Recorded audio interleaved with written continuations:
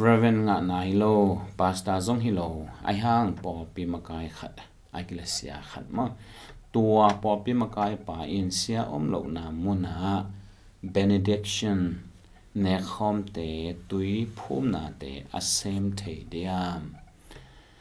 hi to ki sai ngai sun na tuam zong omin chin au masai na bang ki pok sang no mi hiam chi le lai siang tho sunga Reverend Kipe Tuan Zen chi dan bel lo hi chi ahuamin iphong ding thu pi hi no te ba koi won la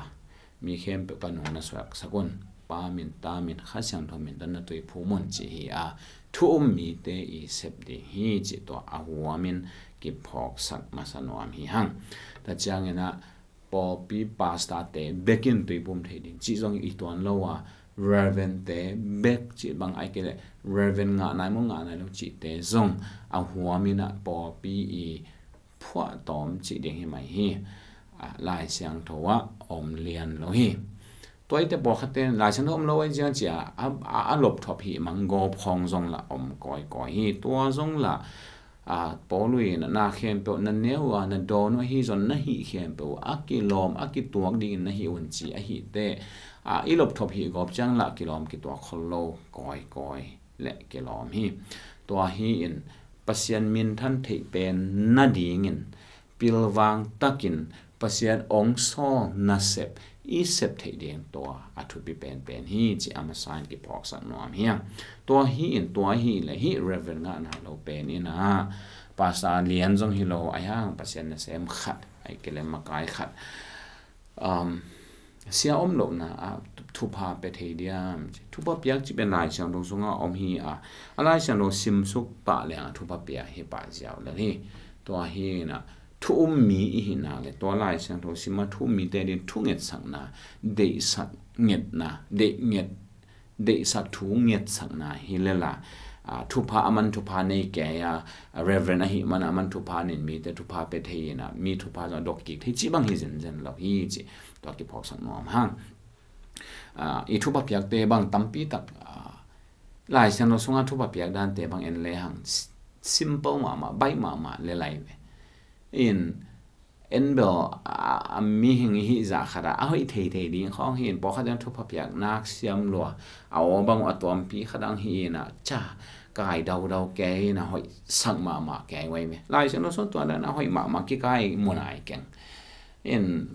bai sang ma le lai me lai chang tho in again about people to abai hak sa chi hi ke na thu tam pi ta ki kai nau hoi thei de ki sui chi bang gen no he ma sa khang yen again no bin bang hiam chi le lai chang no sunga zong thu mi de khat le khat thu hoi ki pai ding thu hoi ki de sak de thu pha ki pe de thu ki nge sak de chi hi to sia te na po pi mi te to bang thu pha anget sak hi chi to ki phok sak no hang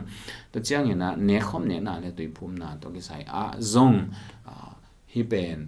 bang chi ding hiam mo khat ve ipi ngai sut luat chiang ina lai siang tho to ikitwa lo hun the hi gen te na in Nekkhawm pen to pa ji sun ong fai khak na nek zel nek mun sim zek dinga ong fai khak hi to za khadin thut popi masate bangena ni pi ni sima Nekkhawm aneu hi to hi in Nekkhawm ne ding ani pi ni sima ki kai khomo Nekkhawm ane tang o hi in bang chiang to da ni na ki za to ke jang to hiam te khang po khaten biakin apai pe chang wa Nekkhawm ane zong omin hi zong lai sang lo to i chiang bo Nekkhawm ba e khat ke wa pa ya wa ne ding dan ba hi ke zo thu mi de ki kai khoma to pa min to ki kai khop na nek ding hi to hi nek mon sim zek ding hi manin gen te na reverend khat lo na hangin hi po pi na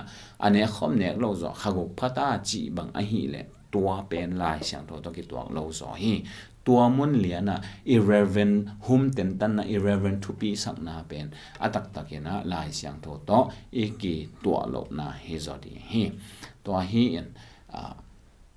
ahuamin de na again Paul pi in zong la pasiani phal na nuaya Paul pi na ong ma kai na sa hi manin ud banga va phek va phel go pa ai ke le wa pheng zan gop din chi zong la hi lo sam na pi Paul P e thu khen sat na ben lai siang tho tong ki to ke le Paul P a pen i hiap suk ding lai siang tho ma i san sak zok ton tong ding thu pi hi to a hi te hi Paul P a Reverend Omlo a hi le a Paul P sunga kha thu a pi ching za deu amakai za deu khat pen makai hen la Nekkhawm nein piang thak chil te zong hoi takin thu helin tui phum le to pen lai siang tho to ki to zot loma ma di hi ai zo ajin jen ni na hi Paul P a Reverend Paul P na hi pa pen pasien thu sunga zong pi ching hi pasiena dinga di na sem dinga di taka alung sim khem to a hi na khem a ki pe pa hi che Paul P e kip sak a hi a le to pa i ol tun sak dia ding ma le to pa ma ina ong ma kai le zong kilom pen di hi Reverend chi chi zong tak tak en a hwa min gen se khia chi na hi pa pen pasien mi ma hi anun tak na agam tan na pasiani ka na te to ki to hi chi a pasien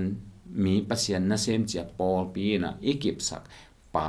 tua ikip sak khat be hi Paul P ongom le ama mai na ong ma kai in tua Nekkhawm ne na hi zong tui phum na hi zong to te ong hi di ding do thu pi ma ma di hi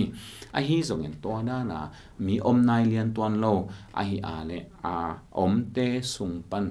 pha thua a pi ching za deu ma a Paul P ong ma kai za deu te ma ina ong ma kai hen la Nekkhawm homin a kol te zong tui ki phumin iom di thu pi ma ma hi